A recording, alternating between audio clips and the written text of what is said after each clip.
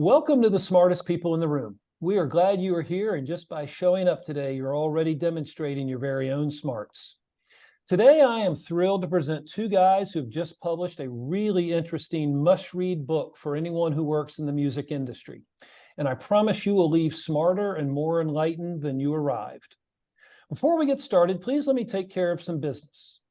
First, to the audience, please feel free to introduce yourselves in the chat window. The reason we do these webinars is twofold.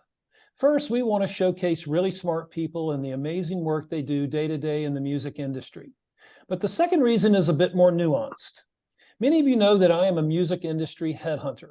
I run the music practice at Turnkey ZRG, and I place music executives in roles throughout the industry. So by definition and function, I help people connect with companies. In this series, my goal is to help you make more connections, and I invite you to take full advantage of that opportunity. Specifically, I invite you to engage with the speakers and the other attendees in the chat of the Zoom. Please introduce yourselves, share your LinkedIn profile, say hello to your friends, and please make some new ones. And also ask questions of our speakers. We will try to address as many of those as possible during the session. Also, please make sure your chat is set to address everyone, not just the host and speakers. I want to thank our program sponsors, for without their support, we could not keep this series free. Special thank you to First Horizon Bank, Turnkey ZRG, the Tennessee Entertainment Commission, MedJet, Tennessee Brew Works, Project Music, and Better Than Booze. So let's get down to business. Today, we welcome back my good friend and early smartest people in the room alum, Howie Singer. Howie is an expert on innovation and data analytics in the music industry who played a leading role in the transition to digital music delivery. At Warner Music Group, he served as SVP and Chief Strategic Technologist, analyzing new business models and services. He spent the first part of his career at Bell Labs and AT&T, where he co-founded A2B Music, a very early digital music startup. He currently teaches data analysis in the music industry at NYU. Welcome back, Howie. Great to see you, my friend. Good to see you. Thanks for having us, Tom. And joining Howie is Bill Rosenblatt. Bill is a leading independent expert in technologies related to media and copyright in the digital age. As president of Giant Steps Media Technology Strategies, the firm he founded in 2000, he has consulted the leading media and technology companies as well as public policy entities worldwide. Bill teaches data analysis in the music industry at NYU as well, and is a trustee of the Copyright Society and of Princeton Broadcast Service Incorporated. It is my pleasure to welcome these two rock stars to our platform today. Take it away, boys. Well, thanks a lot for having us here. It's really exciting to see all the names of people who are attending this, including some people I haven't spoken to in a very long time. Howie, why don't we start by you telling us all how you came up with this idea for the book, because it was your idea. Yeah, thanks, Bill. And it is great to see so many names we know, including some from that digital music startup that Tom referenced, Lori Jacobson and Larry Miller, both in there.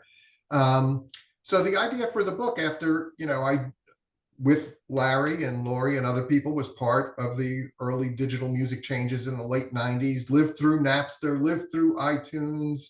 By then I was at Warner Music, was part of the negotiations with all the new services, and thought this was an interesting time to be going through, the curse of interesting times, as the old saying goes. But was always too busy working full time to write anything about it. And then by the time I left Warner Music, a bunch of books had been written about the Napster era and the MP3 era. And the more I thought about it, the more I said, what I really would like to do is go back to the beginning of the recorded music business, and talk about how technology played such a big role throughout that history. Had lots of notes, didn't do anything with them until, I know the exact date, March 16th, 2020, the day NYU shut down because of COVID. And I started writing the book because to try and stay sane through that very strange times. Wrote a couple of chapters and then sent it to a couple of people, including you, Bill, and to get your feedback whether this was a good idea and at the time, whether it could make for a good textbook. Right. So I should say that Howie and I have known each other for over 20 years, and maybe later we'll talk about some of the shared background that we have. But part of my background is book publishing. I worked in in what used to be called the publishing industry, and in particular, I worked in educational publishing as part of that. And so when Howie came to me with this idea and said, you know, I see this as a textbook for a class that I want to teach at NYU, I had three reactions to that. One was, as someone who has worked in textbook publishing and publishing in general, nobody writes textbooks anymore. It's a dead field. It's sort of something that you do when you're tenured faculty somewhere and you want to make a mark in that way. And it's not something that anyone does as an independent author or who happens to be an adjunct professor, as Howie and I are. And so that was my first reaction. The second reaction is, I love the idea. I love the framework that Howie came up with for analyzing changes that disruptive technology causes to the music industry and other industries. And we're going to talk about that. But I thought, you know, this would make a great textbook, trade book. And a trade book in book publishing parlance is one that you'd buy at a retail bookstore like a Barnes and Noble, as opposed to something that you'd buy in a college bookstore for a course or a professional treatise or something of that nature, or let's say a religious text. So that was my second reaction. And my third reaction was, would you like any help with this? I have written books in the past and I knew something about that process, and I was really excited. And so I asked, you know, would you like any help? And Howie said yes. And then 2.5 years later, the book came out. Yeah, so we you know, I found us an agent, and then the agent, you know, sold the manuscript out, and we got a few proposals from publishers and got one proposal that we liked, which was from Oxford University Press, and so that's who we went with. And by then, you know, we had already researched and written good chunks of the manuscript. And so it was just a question of finishing that and moving on through the production process and all that entails. So if you were going to pick out one thing that's sort of core to the book, Bill, and the story we told, what would it be? Well, and this is sort of the elevator pitch that we put in our proposal to publishers and to agents, actually, and to anyone who might be interested in, you know, doing, let's say, a live stream event on the book or a podcast or something like that. There have been a number of books, obviously, that have been written about the music industry, and I'm sure that a lot of people who are listening in today know a lot of them. And there's a whole sort of subsection of music industry books that have a common theme in recent years, which is music industry was humming along fine, and then Napster came along and blew it up. And yes, that's true, but we feel that that's only a small part of a much bigger story, that the disruption that Napster and the associated technologies caused to the music industry is just one in a series of several disruptions engendered by technologies that sort of came together to create ways of distributing recorded music to the public. There is a disruption tale to be told about each of those over the last century. And so Howie had his framework so that's the elevator pitch. There have been all these books about the music industry humming along fine until Napster came along and blew it up. And our pitch is, well, we have a book about all the other times that the music industry got blown up. And it relates to an article that I had written for Forbes. I write for Forbes, and I've written for Forbes for the past several years, which basically characterized the music industry as a bunch of eras. So there's the vinyl era, and there's the CD, the cassette era, the CD era, the download era, the streaming era. And, you know, you can talk about these eras in certain ways. And essentially Howie's view of this is there's that, plus there's radio and there's television and so on, which are also ways of distributing music to the public. So thank God someone who's not a historical writing a book about the music biz. Okay, I'm not sure what that means, but someone just put that in the chat. Anyway, that was an ahistorical book about the music biz. I got it. Okay. Well, no, we are writing a historical book about or we wrote a historical book about the music biz. Right. And so now I will ask Howie to explain the framework that you came up with that the book is based on. Yeah. One could just tell the story chronologically. This happened Monday, this happened Tuesday, this was the day of this court case for Napster or whatever. But I wanted to think about, and my background's in engineering, so I'm an analytical sort. So I came up with this framework that said it always starts with the technology, and it's never just one technology. It's always a bunch of things that are required to enable any one of the formats in the industry to happen. MTV didn't happen without, cables getting laid under the streets, and, Napster didn't happen without the MP3, but it also didn't happen without enough storage on computers and processing power to rip those CDs. So it always started for me with the technology and understanding the group of technologies that sort of coalesced to make the new format. And then that has a ripple effect on the rest of the business if that becomes the mass market format. We can think of lots of failed ones, right? But the successful ones end up sort of having these aftershocks to the rest of the industry. And that has to do with how the fans interact with the music, how the music gets to consumers, into their hands or into their ears, how the industry makes money, how artists adjust what they do in their creative processes, and the law and the regulation being changed to adjust to the new realities. We're seeing that right now as I've lost count of the number of court cases related to training AI that we're about to go into. So that was the framework. The tricky part was coming up with a simple way to remember it, and that was the 6 C's. So the terms, which I have to say that was probably one of the hardest things about writing the book, was coming up with the C's. They were cutting edge technology, creators for the artists, consumers, not a word I love, but it started with C, unlike fans, channels for distribution channels, cash for how the industry makes money, and copyright for the regulations and laws getting adjusted. So that's the framework. And if you look at the book, and we're hoping that Tom will post a link to the book in the chat. If you look at the book, you will see that each chapter in the book is about one of the formats, starting with the phonograph record and going all the way up through AI and voice response, and going through radio, vinyl, tapes, CDs, television, downloads, streaming video. Yeah, that's the rest of them. And within each chapter, there's an explanation of each of the 6 C's, not necessarily in a specific order, but in whatever order makes the most sense to tell the story of what happened with that format.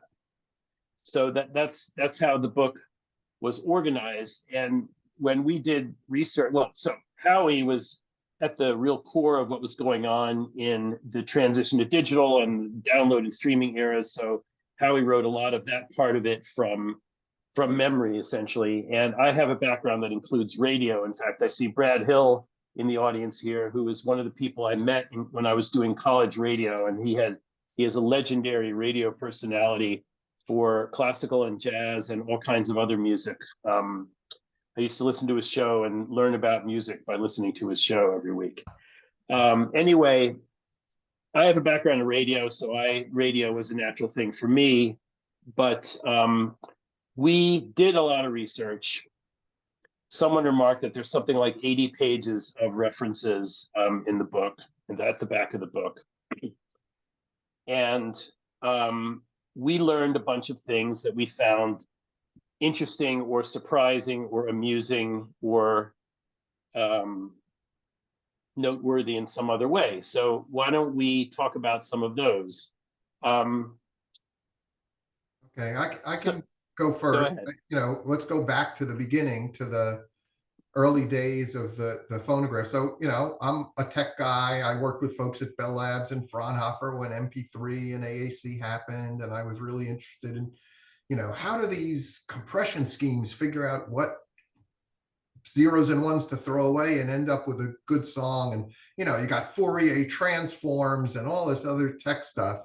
And then you go back to the early days of the phonograph and the number of low-tech solutions to deal with the limitations that were inherent in the recording process. So just to pick one out, this is pre having electric phonographs. You had a horn, like on a, we think of a gramophone with the big horn, and the singer, the performer had to stand close to that. So small bands worked. You couldn't have a full orchestra because you couldn't pick up the sounds unless it was right near there. And people with booming voices, that were the Broadway stars, were the singers. It took years until we got microphones and electronics to where Bing Crosby could croon. We had to have people with loud voices. We had to have instruments that recorded well.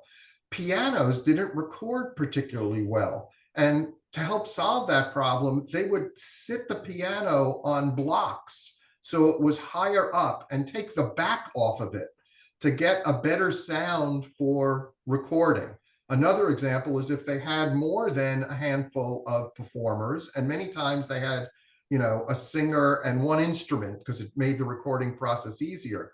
But if they had a bunch of people that were all performing for the song, they sat on wooden boxes with wheels, and there were pushers who moved the people around so that when it was time for, let's say, the trumpet player to play, he was in front of the horn to do his part of the performance.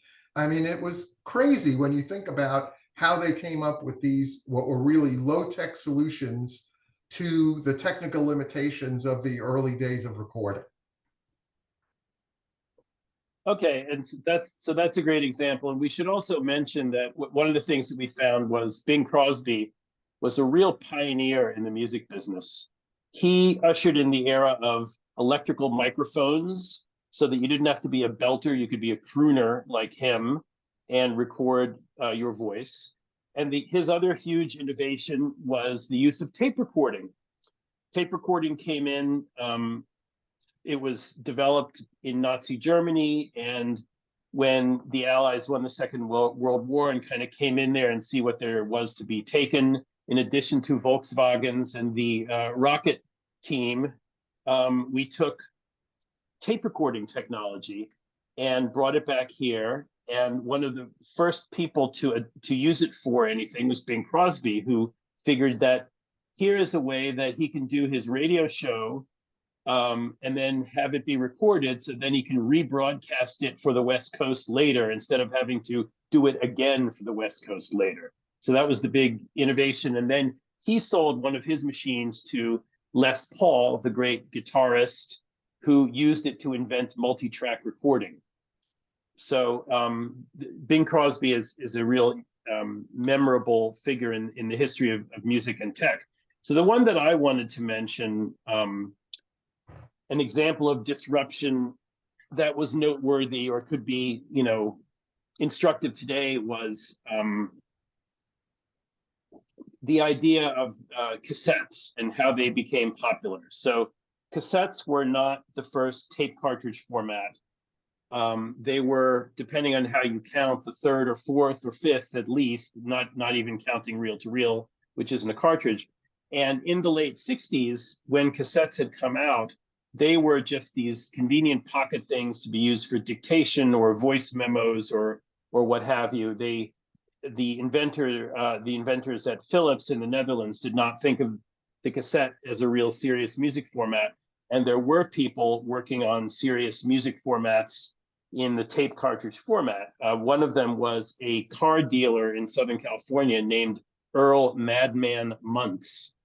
That was his name, or at least the name he went by. And he had this epiphany that this thing that they use in radio stations that we call a cart, short for tape cartridge, more formally known as the Fidelipac cartridge, could be used as a consumer format for music instead of just in radio studios for commercials and public service announcements and jingles and station IDs and whatnot.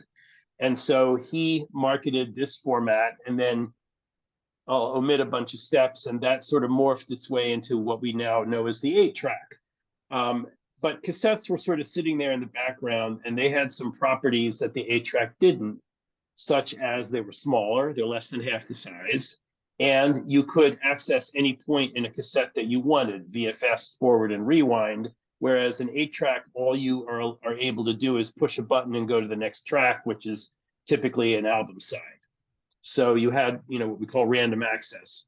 And so that made cassettes sort of ripe for improving in ways that made it into a serious music format. And so there were two people who independently of one another and on opposite coasts of the US proceeded to do that. One on the East Coast was a guy named Henry Kloss, who was mainly known as a designer of loudspeakers, of speaker systems.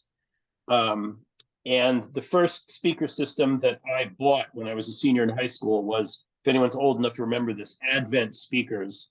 He designed those, but he also designed a tape deck that included Dolby noise reduction, which was invented by someone on the West Coast who went to Stanford. Henry Kloss was an MIT guy, and this guy was Ray Dolby of Dolby fame, and he came up with a technique for reducing hiss and reducing noise.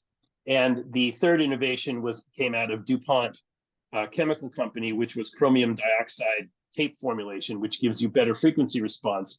So Henry Kloss is the guy who put those things together and created a tape deck that was actually a serious high fidelity component in the early 1970s. And within the period of maybe 3 or 4 years, it became possible to buy a cassette deck, not even a high-end cassette deck, but more like a middle-of-the-line cassette deck that it enabled good sound quality. You could tape your albums, and then there were duplication machines that could create mass market products for cassettes. And so by the late 70s, on the one hand, cassettes were becoming the most popular format for recorded music, which they were for a short time before CDs come out.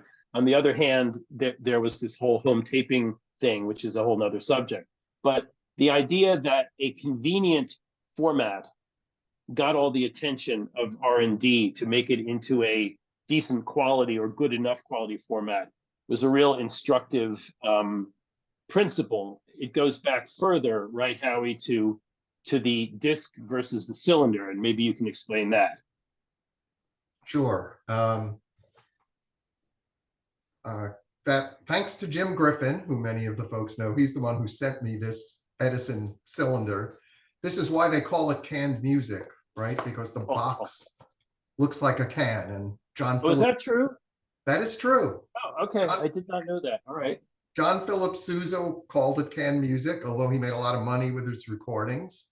And he was not too happy. By the way, Edison was so sure that the marketing for this thing should feature his picture. Unlike others in the industry who featured the artist, Edison thought he was the important guy. And so he featured his picture on there. But these were difficult to set up properly. If you separated the cylinder from its packaging, which has the name of the recording on the end, there is some print at the end, which is kind of hard to read and see, that says what recording is on there. But it was much friendlier to have a disc. They were easier to stack. They were easier to mount on your player. And that convenience won out. The better sounding format, however, was the cylinder, in part because as the needle went around, it didn't change the speed. It didn't change the amount of time it took to rotate around here. It performed better in terms of the sound quality than the early discs did. One other surprising thing that I didn't know, although I certainly always knew, that the name record label came from the fact that there was a label in the middle of the record that named the company. This is a Columbia 78 with some Gershwin music on it. So this is a shellac record, not a vinyl one, early days. But the reason the label is there was, again, a low-tech solution to a technical problem. You put this on a record player, the record player turntable spins at a constant speed, 78 for this record. And so it takes a certain amount of time for the needle to make a revolution from start to finish at the exterior of the record when you put the needle down. It's going faster and faster. It takes less and less time to complete a loop the closer you get to the middle.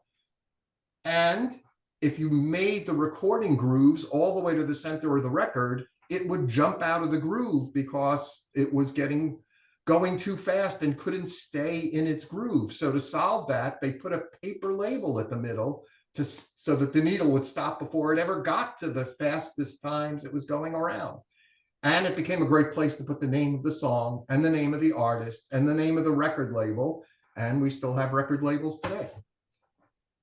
Yeah, and that's also a reason why the 45 had a big hole in the middle for similar reasons. Right. So, and that leads to another interesting thing that we learned in the course of researching this book, which was, you talk about Napster causing the industry to lose over half its value in a very short period of time. Well, the same thing happened twice before. And the first time that we're aware of was in the transition from 78s to the LP and the 45, which came out at the same time.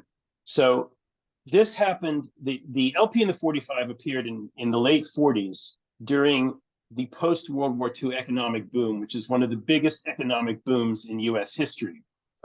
And because there were two formats, because RCA insisted on going out with its own format, which was the 45, whereas everybody else pretty much was using Columbia's format, which was the LP. Everyone got confused and kind of said, I don't want to have two different devices. I'll just listen to the radio. And this was taking place during a huge economic boom where people had disposable income. They were moving from the cities to houses in the suburbs where they had space for two phonographs and all the records and everything. But it was a format war, and it led to all kinds of confusion, just like if anyone remembers the Betamax versus VHS format war of the, I guess, early 80s is when that happened.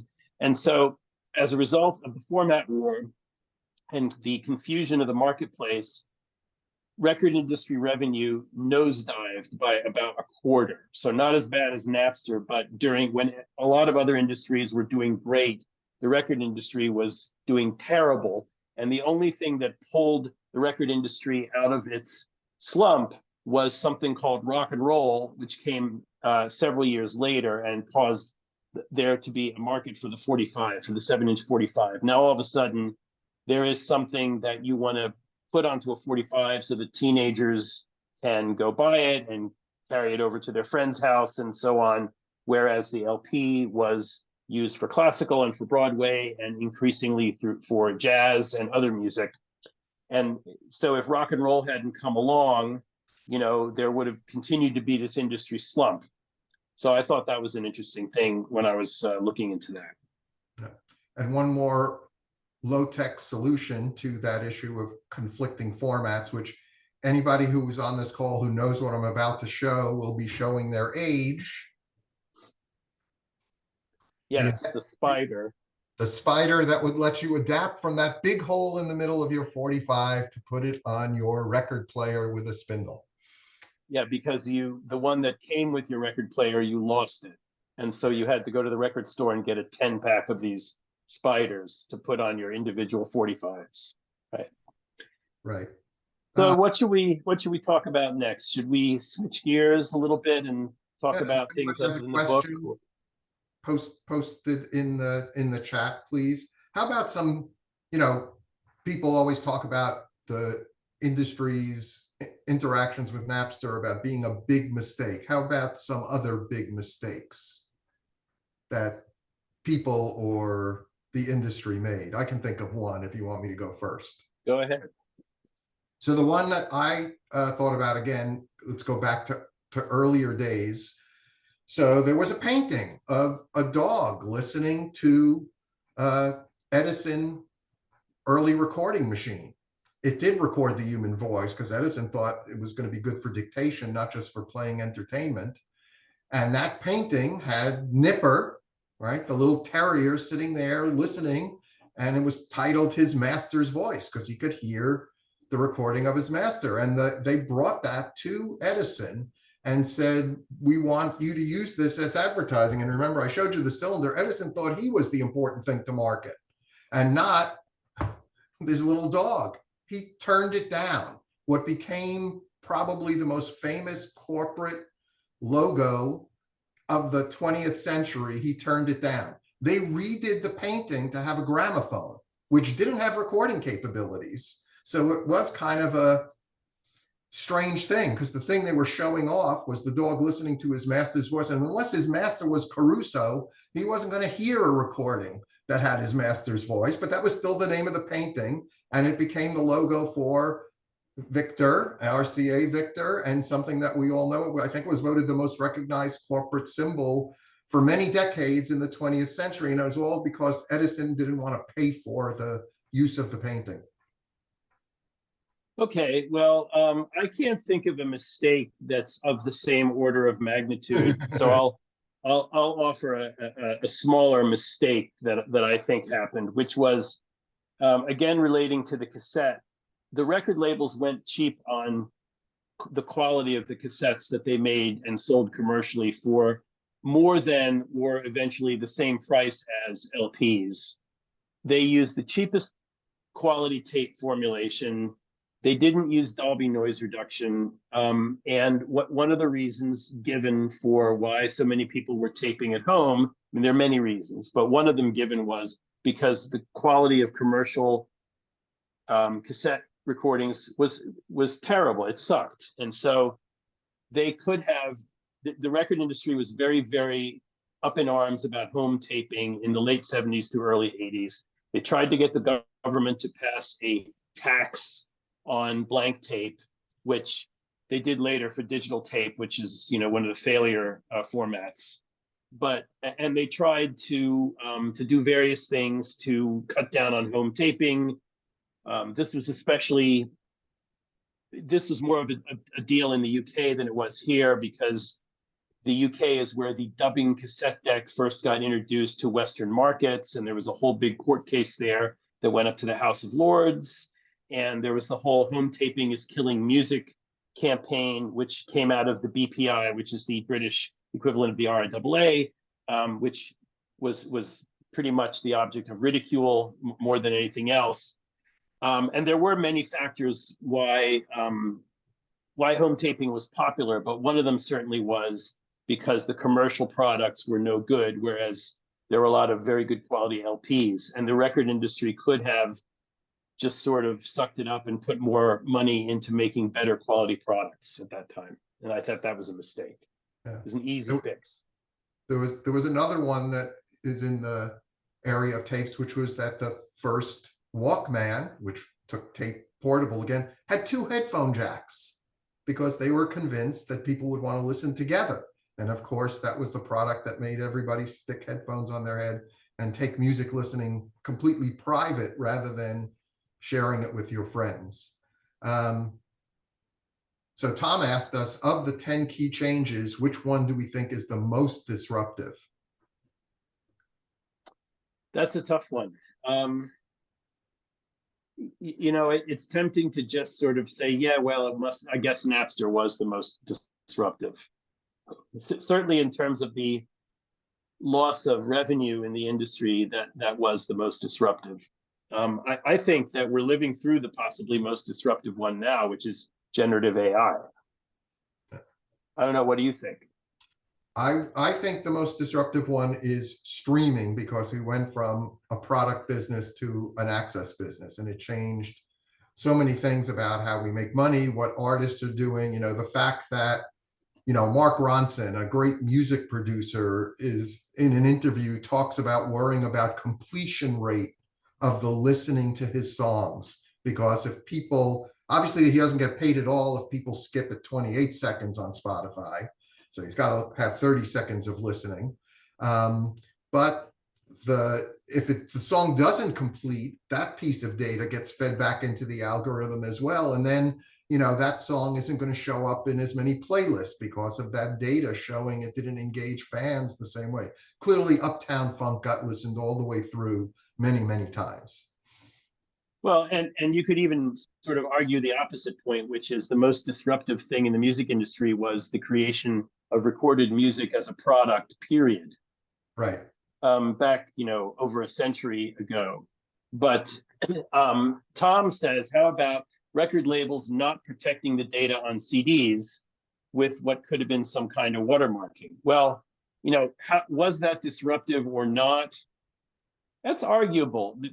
So watermarking, for those of you who don't know, is embedding inaudible codes in this case, music. It could be video or image or what have you, and enabling and having some kind of mechanism to detect it. And then you read what's in the watermark, and the watermark will say something about what recording it is and what label it's on and so on. Because if you're dealing with a physical product, what you can't put in the watermark, which is put in watermark in video nowadays, is who downloaded this to what device.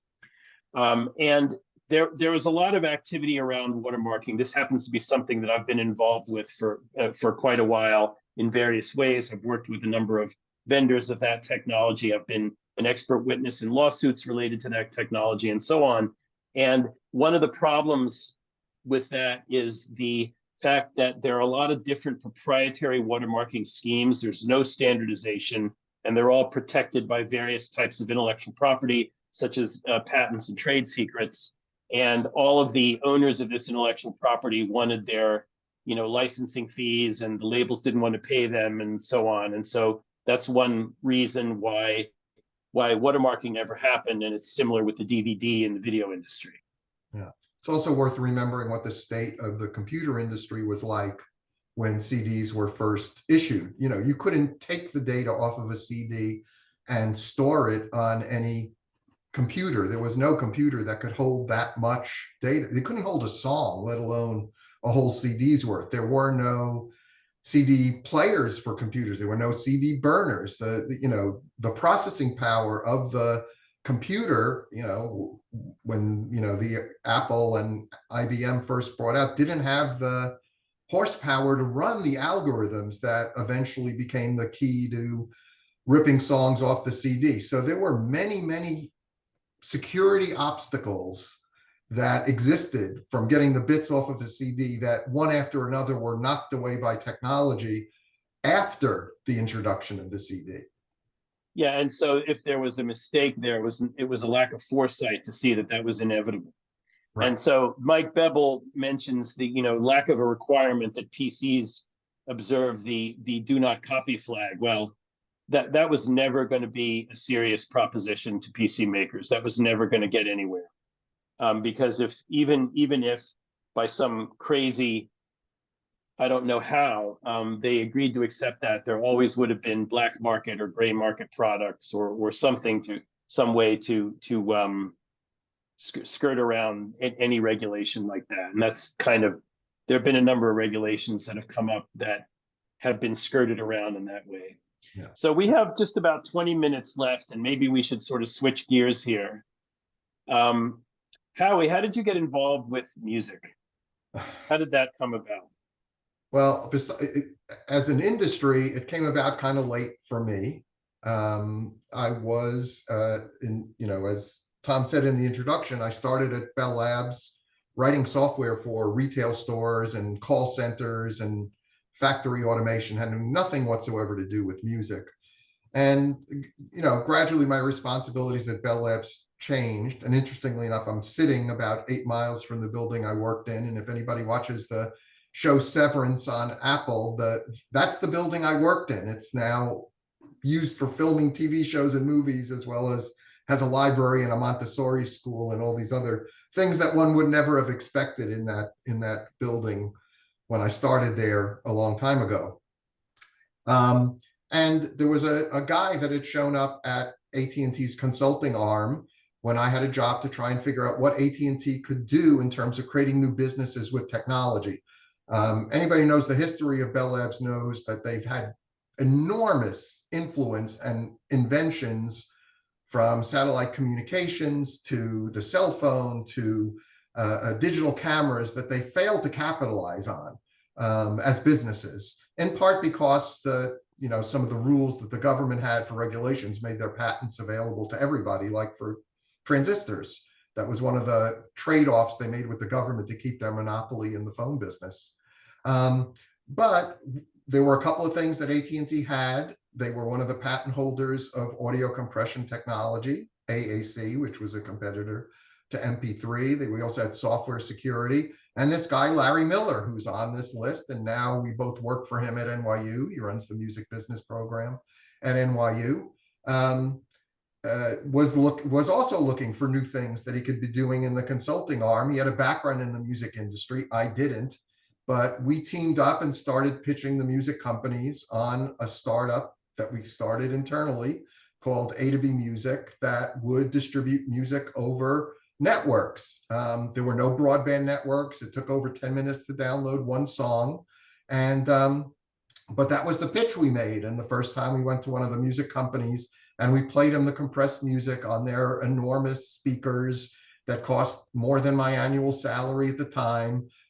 They said, no one's going to listen to this shit. That's the exact quote that we heard. Now, they eventually did dabble in those things. David Hughes is on. He was involved with the Madison Project. We talk about that in the book, where IBM did downloading of content to homes and people could burn it to CDs. So there was a lot of dabbling and all that. But, we tried hard to convince the people to jump in. But one of the things, and this is one of the other comments here, is that there's a reluctance to change when you make a lot of money at something. And the CD made a lot of money. And this is, I don't think it's a criticism of the music industry per se. This is the innovator's dilemma. It's every industry that makes a fortune has a hard time changing. And we can come back to this and talk about it in relation to AI perhaps, and why, are we going to change a little bit more this time, a little more quickly this time. But, that got me in the door of talking to the music companies, and eventually Warner Music was looking for somebody with a background in all those areas to sort of run their skunk works for the future. And that was the job I got. 1,200 people applied, and I got the job at Warner Music, which, gave me that second half of my career and 15 years in the business, and ultimately led to this book. Because I didn't have that job, I wouldn't have been able to write this book. What about you, Bill? Right.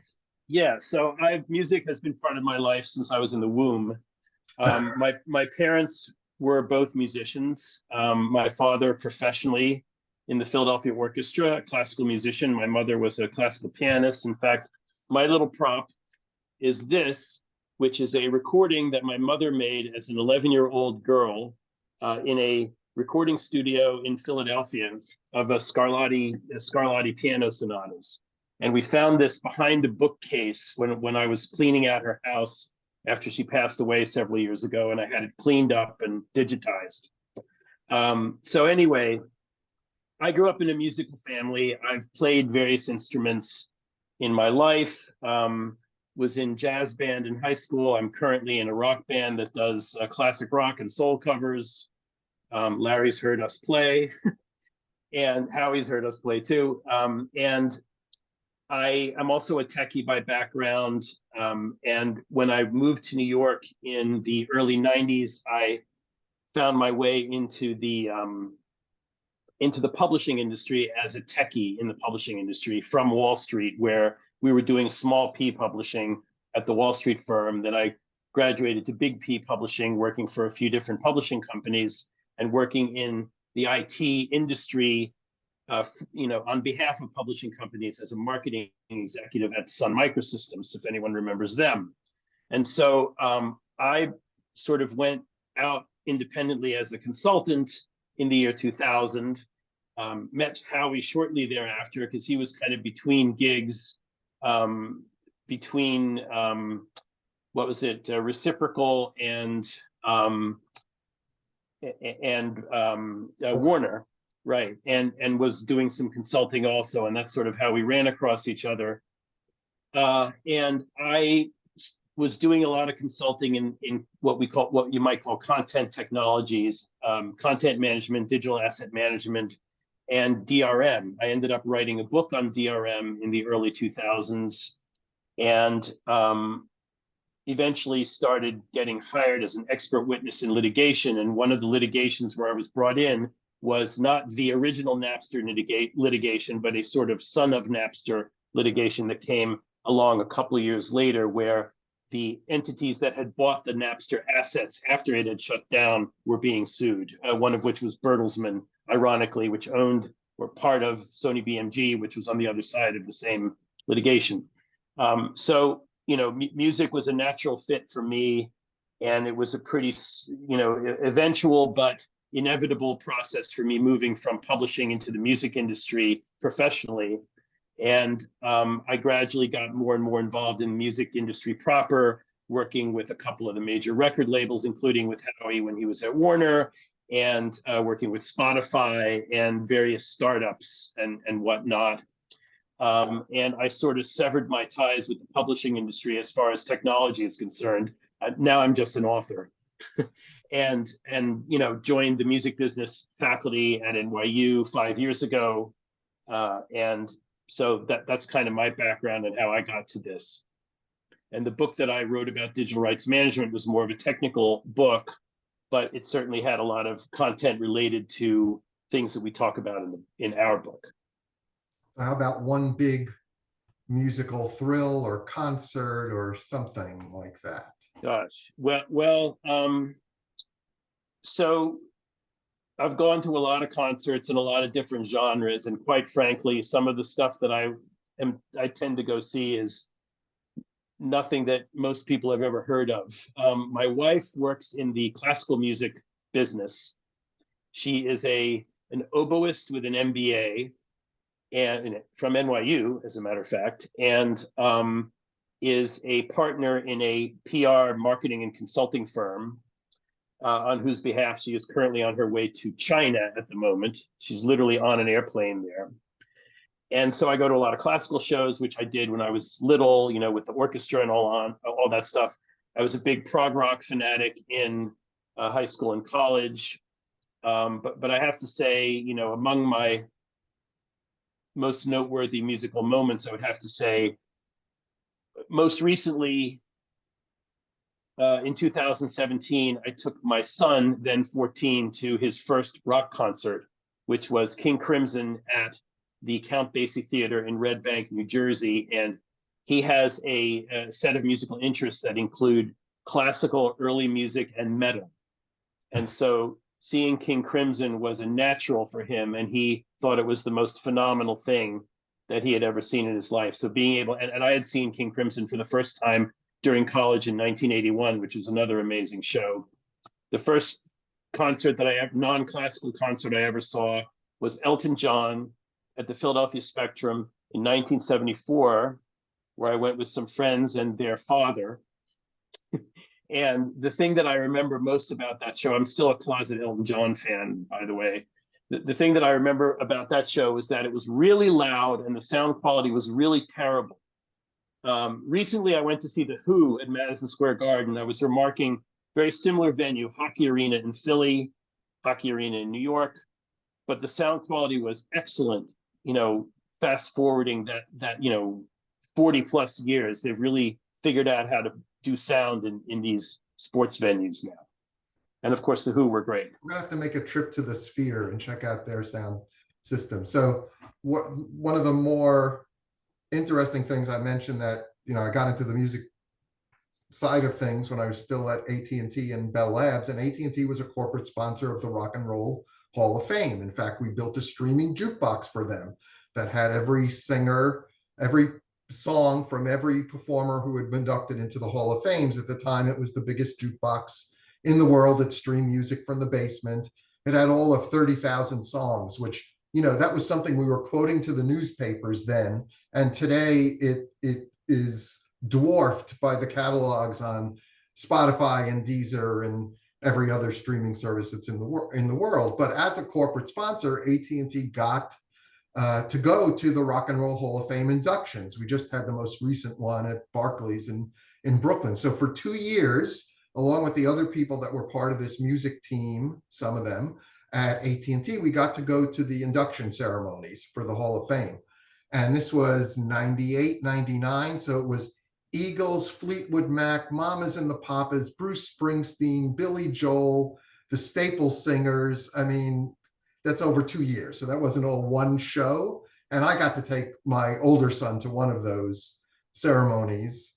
And so that was a lot of fun to get to see that many iconic artists that I had loved for so long, all in one place. So what are you doing now in terms, other than teaching at NYU, now that this book is written, and what have you been up to other than these two things? Yeah, we love teaching at NYU. We've NYU mentioned AI a bunch of times, but it's sort of come around again at, As somebody who has an understanding of the business implications of technology, I've been consulting for a startup in artificial intelligence, specializing in artificial intelligence, Canadian company called BeatDap that built machine learning models to find fake streams. So inauthentic streaming is a way to gather money, often just for financial purposes. Could also be some artist in Estonia that wants to boost their popularity enough that they get picked up by some more important playlist, but it's typically financial in nature. The way the money gets split up in streaming, you get a piece of the revenues based on the number of plays. So it's like click fraud. If you can get a lot of plays into the system, you can line your pockets with a share of that streaming money.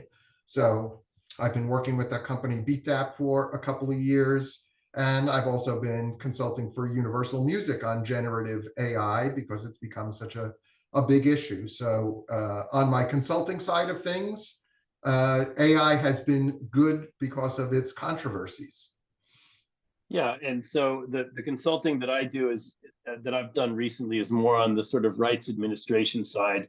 I spent a number of years dealing with DRM, anti-piracy, things of that nature. You could say that in some ways streaming fraud is the new piracy, sort of.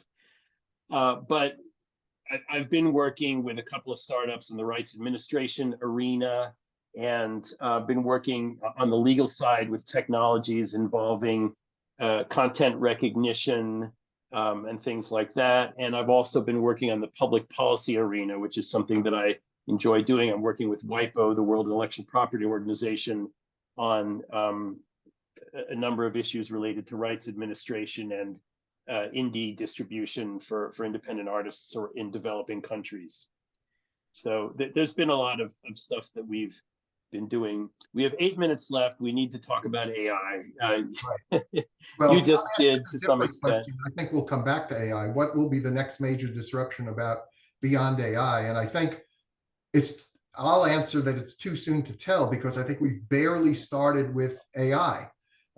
We know from the book that we wrote that the amount of time between these disruptions happening until the business settles into a sort of new normal, often because the laws and regulations have to come into place and the court cases take so long, from the time Napster launched until the last of the file sharing companies was shut down by the court was a decade, right? It doesn't happen fast. From launch until then was more like 1.5 decades. Right. Yeah. Yeah. So we it's very early days for AI. And one thing that we learned in writing the book, there's sort of a half chapter at the end bolted on about blockchain. And, right now, blockchain is in the trough of what we call a hype cycle. I would argue that it's going to slowly come out of the trough in certain ways, maybe certainly not to any degree that it had been over the past couple of years. There's going to be a backlash to the AI hype cycle, and then there's going to be what we call a plateau of productivity in the marketing jargon. And we're just nowhere close to understanding what that even looks like. But I will offer one thought, which I like to talk about wherever I have the opportunity. And this is something I mentioned in a Forbes article that I wrote recently. The fact that generative AI is an upward inflection technology for the rate or volume by which music is released or releasable is going to really affect the industry. So there have been these upward inflection technologies that have come out, such as the 4-track home studio cassette deck in the 80s, and of course the digital, the MP3 and AAC formats in the 90s, and then indie distribution in the 2000s, and then UGC, YouTube also in the 2000s. Generative AI has the capability to increase by an order of magnitude the already insane amount of music that's available today. And that is going to lead to, I think, a change in the industry dynamics in the sense that, for example, DSPs are no longer just going to accept anything that anyone throws at them because they're going to have to be selective in some way or another. There already are to some point. The major labels would like them to be more selective in certain ways. And that selectivity and how it's done and for what reasons We don't know what those reasons are going to be yet, but that is what I think the next sort of factor to look at is. And if you look at things like the record superstore, like the Virgin Megastore, morphing into the boutique indie, well-curated record store, because there's just too many records to even put in a physical record store. That's sort of a model for what I think is, or a metaphor for what I think is going to happen. But in terms of what's going to happen after AI, I have no idea. Yeah, I mentioned this to you yesterday, not in preparing for this, but I have to say that to me, it's really ironic with our words. Over 9,000 submissions to the Copyright Office related to AI, generative AI and copyright.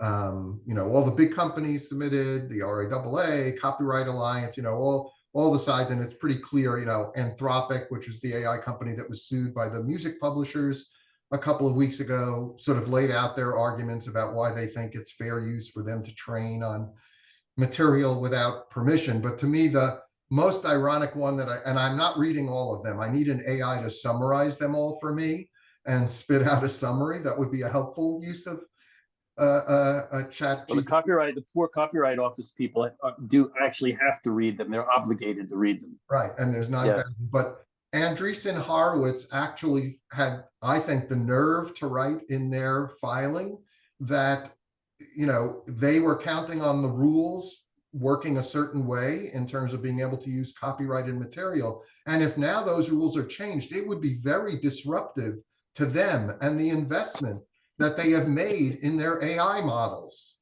How dare they be disrupted in this way? It was a poor choice of words. I think the word that they were looking for was harmful. I think, and there's a guy I know in educational publishing who put it this way. Some of you probably remember the phrase "move fast and break things." Well, he said that the more apt phrase would be "move fast and break things because my agenda is more important than your agenda." Right. So I think it's going to be interesting to see how this all plays out. It's going to take years, though.